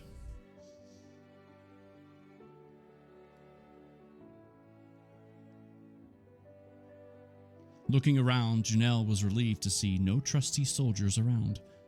She crept up to the bar and asked if there were any rooms available. Aye, the barkeep, a large, hairy man with sausages for hands, replied. We got one. He had a white flower pinned to his apron. How much? 20 silvers. You can't be serious. I am serious, laddie. Laddie? I think you mean lady, Janelle said and pulled her hood back. Holy shit. Janelle? A few heads turned their way and the barkeep lowered his voice. I didn't even recognize you. Good, she said. So you got a room or not? For you, yes. 5 silvers. Done, she replied. I have a horse out front, a chestnut. His name's Blaze. I'll send one of the boys to take care of him. Thanks, Bentley. She had met Bentley a month ago, not long before the dogs had crashed her south. Her original plan had been to travel west toward Waterton, then south to Voluvia. She had not revealed to Bentley that she was a former trustee soldier. She kind of led him to believe she worked for a resistance group. He had no love for trustee. They had killed his younger brother during a marked raid a year ago. Did I kill him too? She wondered, but pushed that thought out of her head. Come, I'll show you to your room. Bentley wiped his hands on a bar towel draped over his shoulder. He threw the towel on the counter and led her upstairs. Any news? She asked as they walked along the hallway on the second floor. Tourette's getting nervous. He's got trusty soldiers everywhere. If you'd been here yesterday, you'd have run right into a whole battalion of them. Janelle doubted a battalion had been here. After all, that was 300 troops, but she didn't comment on that fact to Bentley. Instead, she said, Where were they headed? West, toward Waterton. On their way to Voluvia. Voluvia? Aye, probably. Or maybe they were heading north after that. I don't know. Any toward Tannen? I don't think so. That's where they came from. So, what brings you back to Wild Oaks? I'm looking for someone. Aye, you said that the last time you were here. Someone else. They arrived at a room and Bentley unlocked it with a key from a keyring he kept in his trouser pocket. Inside, away from prying ears and eyes, they continued their conversation. Orion Dre, she said. A big man, a little taller than you, has a scar that runs down his face. She drew a line down her own face. Always wears glasses with tinted lenses. Oh, I remember him. Dropped by for some sake a couple days ago. Didn't say much. Seemed angry or something. Headed north a short time later. She nodded. On his way to Tannen, then. He didn't stay the night? Nah. Seemed to be in a god-awful hurry. Hardly gave his horse time to eat or oats before he was off again. Grey draft horse? Aye. Thanks, Bentley. She handed him a 5 silver piece. Could you send up a hot meal? I'm starving. She added another silver to his hand. Sure thing, milady. The big man bowed his head with a grin and left. Janelle smiled. Milady, she said, shaking her head. Did Bentley like her? She removed her cape, still damp from the rain, and set it on a chair by the bed. The sword came off next. She was glad for the cape Flavius had given her. It hid her sword from view. She unsheathed her blade. It looked clean, but she'd oil it after dinner. She took her boots off and peeled the damp socks from her feet. Her skin was pink and wrinkly. She laid the damp pair on the seat by the chair and held her cape. Maybe they would be dry by morning. Exhausted, she fell back on the bed. The throbbing in her head had subsided, though she knew it would never totally go away. This worried her, but she forced herself not to think about it. She crossed her arms over her chest and drifted off. A knock came at the door. Who is it? She called out, too tired to get out of bed. It's me, came the reply. Bentley eased the door open and strode into the room, balancing a domed plate and a mug of ale on one arm. He handed her the ale and whipped the cover off the plate. Ta-da! A white rose decorated the plate of meat and gravy with potatoes. Ooh, that sounds good. Steam rose from the food. It smelled wonderful. Janelle smiled. Ah, thank you. She took the plate from him and plucked the rose from it, raising it to her nose. It's beautiful. She trembled with hunger. She had had little beyond jerky and nuts the past couple of days. And now, milady, I shall leave you to your meal. He did a full bow this time with a wicked wink. Janelle giggled. Yeah, she thought. He liked her. It seemed she had a way with guys. I'll bring you up a piece of pie in a few minutes. That is fine. Thanks, though, she said. It was an automatic response for her whenever someone offered dessert. He made a sad face. Oh, but it's boysenberry. Your favorite, right? She was pleasantly surprised that he remembered. Oh, all right. 1 slice. He grinned and left her to her meal. Now there's a slight break in the story here for time that has moved on. Janelle awoke before dawn. Her head continued to throb. When she sat up, a spike of pain tore through her skull. She knew she needed to find a trustee terminal to plug into, but that wouldn't be a wise move. She'd chanced it once. She couldn't chance it again. Yum, boysenberry. I figured you might know what that is. I can't say I've ever seen or tasted boysenberry. She rummaged in her pack and located the brown bottle. It was almost empty. After taking a small sip, she determined she had 1 or 2 doses left. She needed a new bottle, but didn't have time for the pharmacy to open. She needed to get moving while the town still slept. Similar to a blackberry? Ah, okay. Alright, it's probably pretty good. The cape and socks were dry. She donned the cape and placed the socks on top of everything in her pack. Then she pulled out a fresh pair and wore them. One of the first things a soldier learned was the importance of dry socks. Wet ones caused all sorts of trouble while out on patrol. A soft knock came at her door, and she strapped the sword around her waist. Cautious, she used the peephole in the door. Bentley stood on the other side with a nervous look. Janelle opened the door, and he slid inside. "I wouldn't recommend leaving just yet," he said. "There's soldiers in town." Her heart leapt into her throat. "What are they doing?" "Looking for you." "Oh, gods." She sank onto the bed. "Which way did they come from?" "Tannen, just like the last group.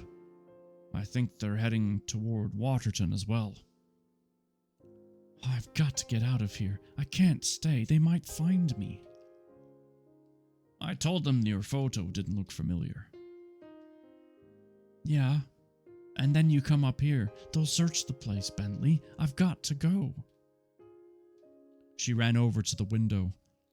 "Where's the stable from here?" "Just around the corner. You don't seriously mean to jump from the window, do you? It's 2 stories up." She gave him a look.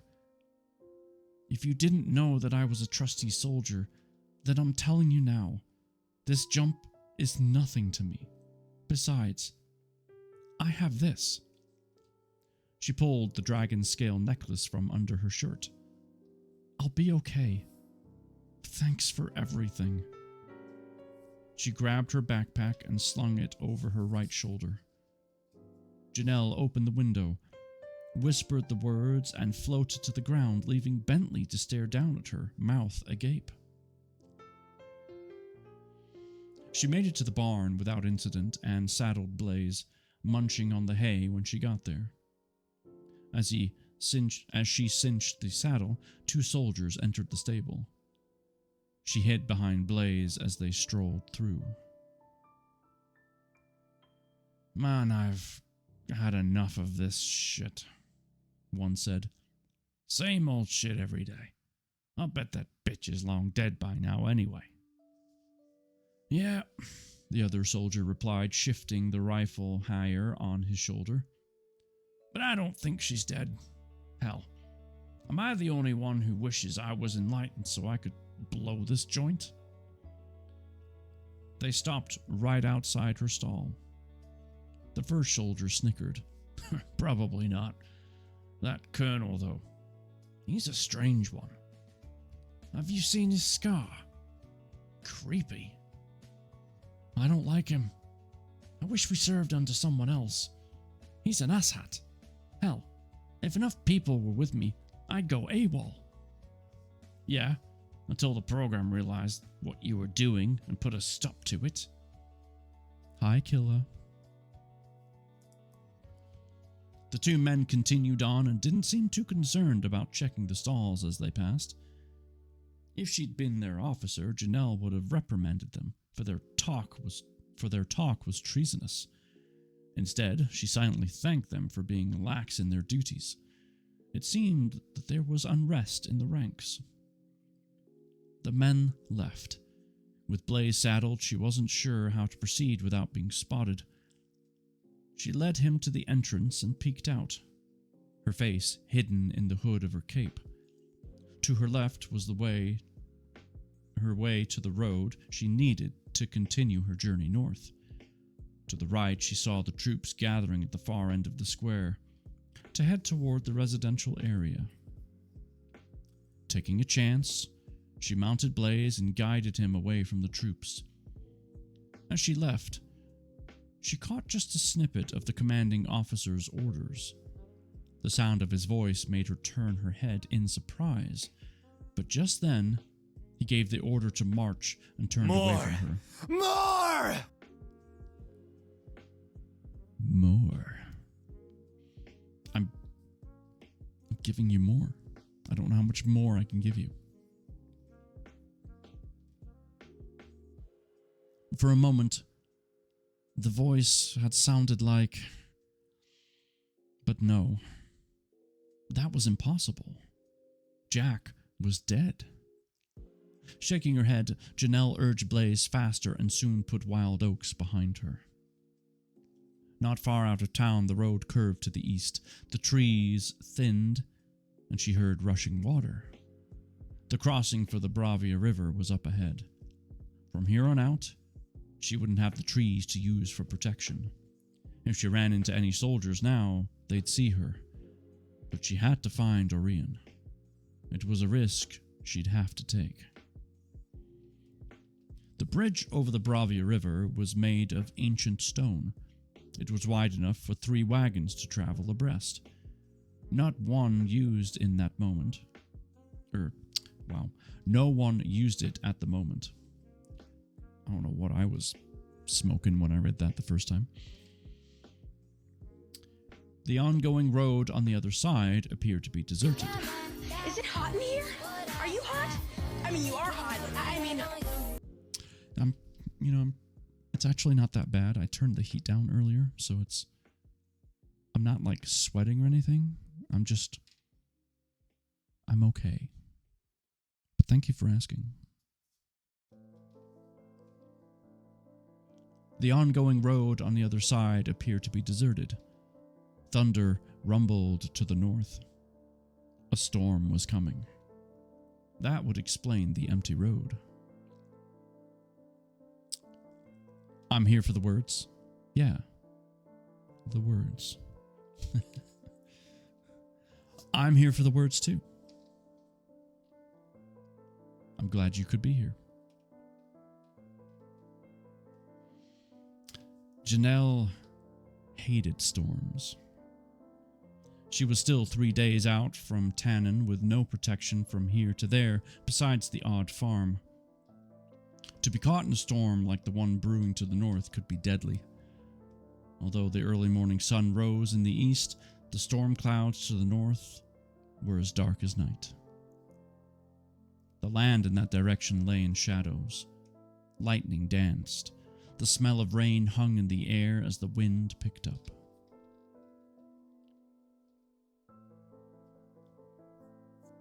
Biff Tannen? Biff Tannen, Biff Tannen, Biff Tannen, Biff Tannen. Why do I know that name? Isn't that the, is it Parks and Rec?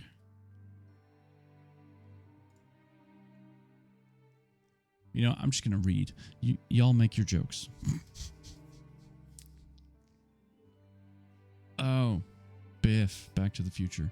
Right, okay. That guy. No one liked that guy.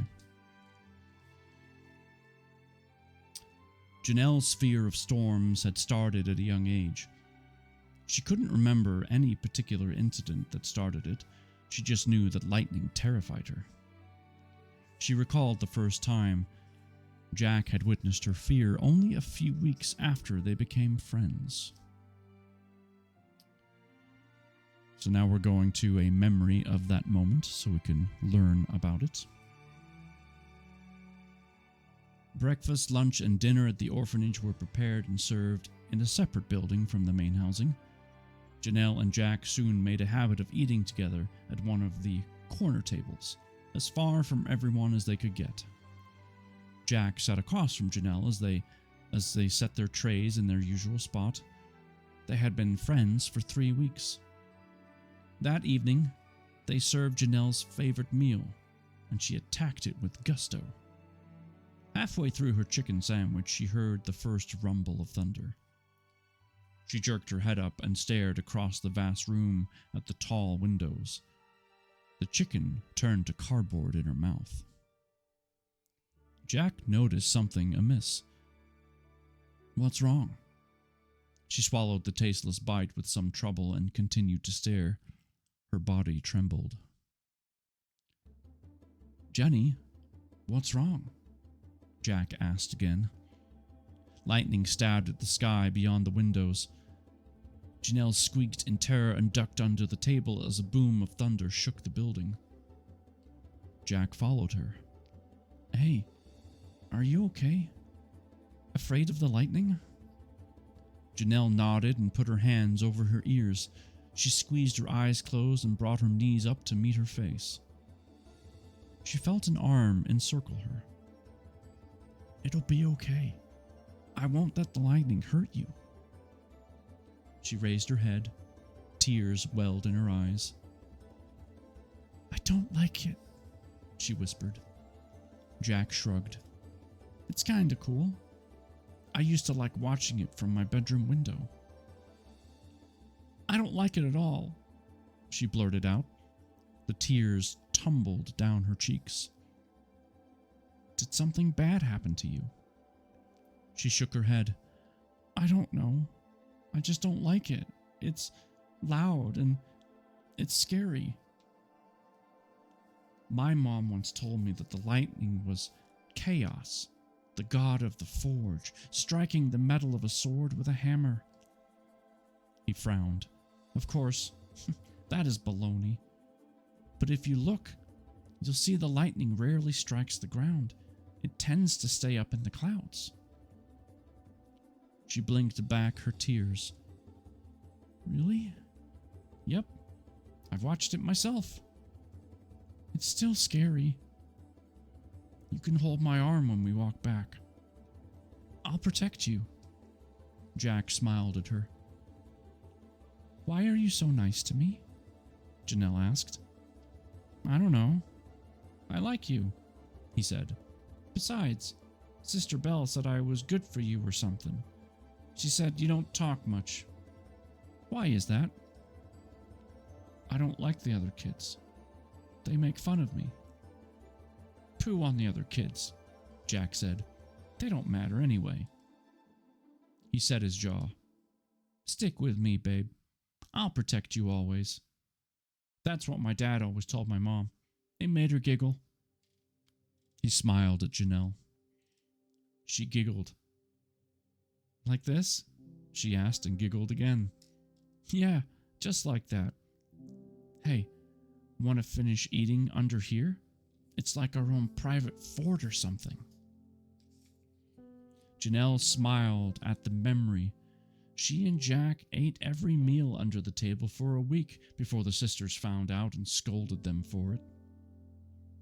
She pushed Blaze into a canter. She hoped that before the storm hit there would be a farmhouse nearby where she could seek shelter. Or perhaps she'd be lucky and the storm would head in a different direction, away from her. The second scenario did not happen. Instead, during the late afternoon, the great storm fell upon her, swallowing her and Blaze in its maw. She rode in it for what seemed like hours, Blaze shying at every flash of lightning and crack of thunder. She kept her head low against his neck and pulled her hood over her eyes to block out as much of the sky as possible. But every flash of lightning elicited a cry from her. She gripped the reins tighter until her knuckles were white with fear. Rain pelted her cloak, and the rising wind whipped into her face. The reins of the bridle were slick with water. She barely made out the road beneath her, which quickly turned to mud. After Blaze slipped twice, she was forced to slow him to a brisk walk. Her heart leaped to her throat with every crash of thunder. She wished Jack was there. Jack would have protected her from the storm. Somehow, she spotted a building just off the road, revealed in the flash of lightning. It appeared to be abandoned, its windows dark, and when she approached it, she noticed the overgrown lawn, vines winding up through the walls, and the semi-collapsed roof. No one had lived there for a long time. A small, dilapidated stable sat next to the house. The lone stall inside appeared sturdy enough to hold Blaze. Janelle figured the stable would be better for herself as well, for the house looked like it might tumble at any fierce, forceful wind. She led Blaze into the stable.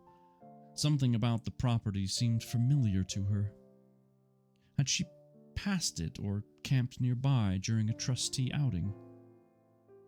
She unsaddled Blaze and rubbed him down.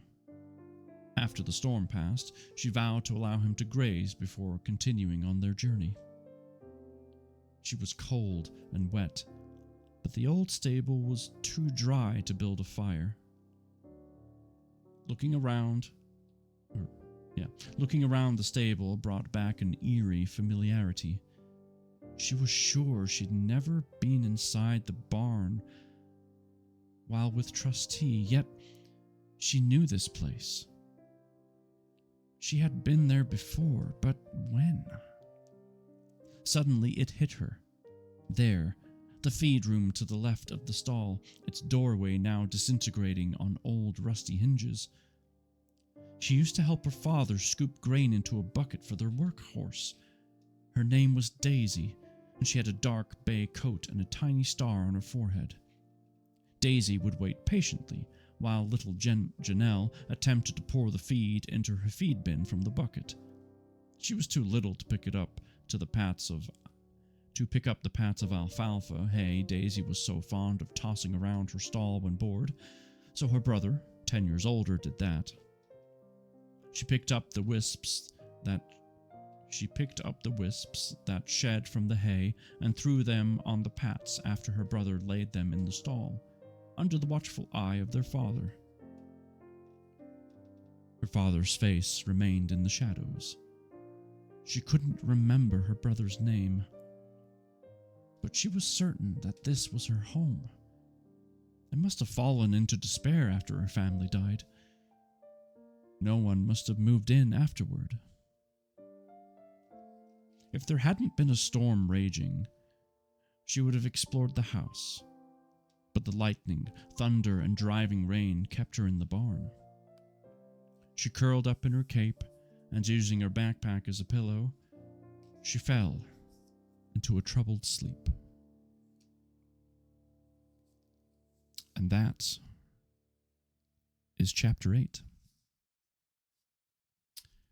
What a coinkydink that she would find herself stuck in a storm and then find herself in her old home.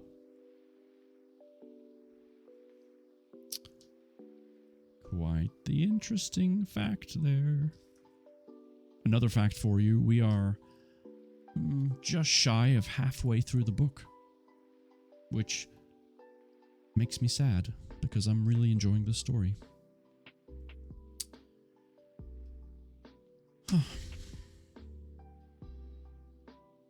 It's been good.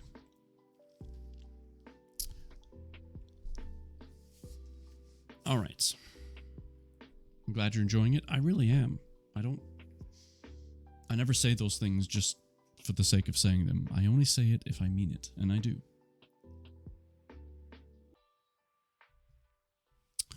All right. I'm going to find someone for us to raid. And then, as I said before, thankfully, I don't have to skip reading on Sunday. We will be back on Sunday, continuing this really cool story. Well, halfway dang, I've just been listening. It's really good. Well, the profuse one. If you want to catch up on what's been missed, you can check my VODs, or you can go to my YouTube page. That will also have it. In fact, is my YouTube down below? I do not know. I shall check. Let's see. It is. I have the YouTube link down below. I'll have to work, so I'll be a little late on Sunday. Hopefully I won't forget. No worries. Not a problem. Let's see. I have rated myself twice now, so that's fun.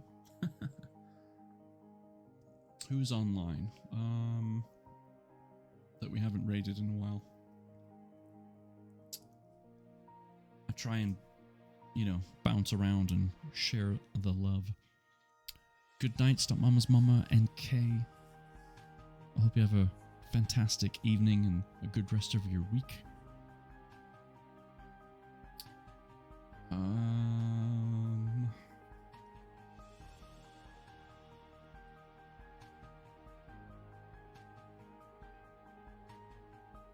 You know, we haven't raided Mr. Fox in a while.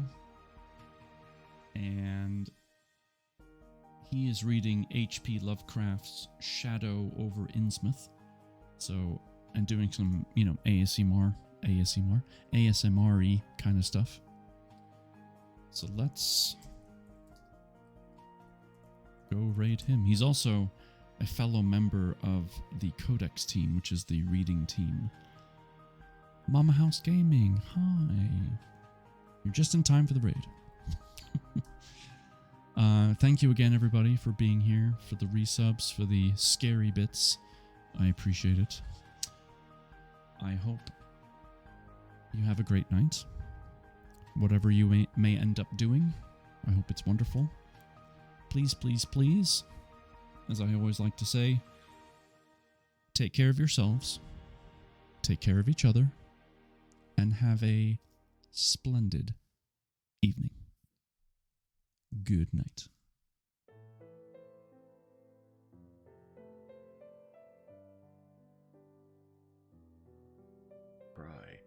Though I think I've grown too used to it and I no longer convey quite the same pathos that I used to it.